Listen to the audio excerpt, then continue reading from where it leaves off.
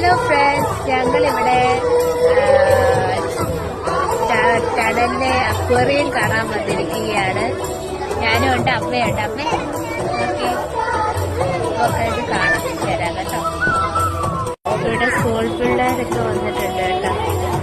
ഇതാണ് under water tunnel aquarium. This way.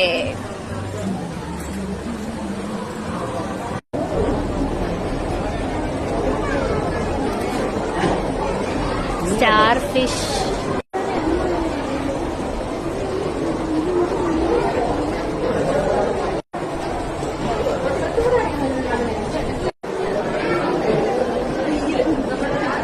ചേട്ടനും മമ്മിയും